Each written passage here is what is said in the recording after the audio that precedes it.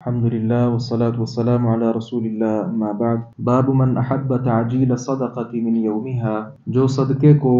اسی دن جلد جلد ادا کر دینا پسند کرے، اس کا بیان۔ امام فرماتے ہیں، ہمیں حدیث بیان کی ابو عاصم نے، وہ عمر بن سعید سے بیان کرتے ہیں، وہ ابن ابی ملیکہ سے عقبہ ابن حارث رضی اللہ عنہ نے انہیں بیان کیا، صلی بنا النبی صلی اللہ علیہ وسلم العصر، نبی مکرم صلی اللہ علیہ وسلم نے ہمیں عصر کی نماز پڑھائی، فاسرع، تو آپ نے جلدی کی، ثم دخل البیت، پھر گھر تشریف لے گئے، فلم یلبث ان خرج، تھوڑی ہی دیر میں آپ واپس تشریف لے آئے، فقلت او قیل له، تو میں نے آپ سے پوچھا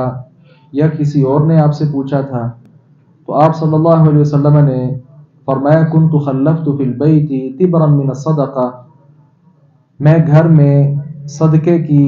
سونے کی ایک ڈلی چھوڑ آیا تھا، فکرہت ان ابیتہ فقسمتہ،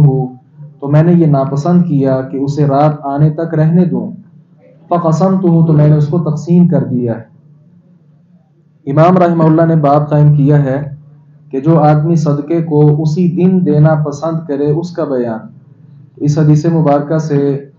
واضح ہوا کہ پیغمبر علیہ الصلوۃ والسلام نے نماز پڑھائی، جلدی جلدی کی، گھر گئے، اور جو صدقے کے لیے آپ نے ایک حصہ مقرر کیا ہوا تھا، سونے کی جو ایک ڈلی تھی، آپ صلی اللہ علیہ وسلم نے فوراً جا کر اس کو تقسیم کر دیا۔ تو شارحین نے لکھا ہے کہ صدقے کا جو مال ہے وہ گھر کے اندر نہیں چھوڑنا چاہیے، اس کو فوری طور پر خرچ کر دینا چاہیے، کیونکہ ہو سکتا ہے جو اس صدقے کا مستحق ہے، آپ جلد ادا نہیں کر رہے، اور وہ آدمی جو مستحق ہے وہ کسی بھی پریشانی کا شکار ہو، اسے پیسوں کی ضرورت ہو، لیکن آپ اس کا حق روک کر بیٹھے ہوئے ہیں، پھر نہیں معلوم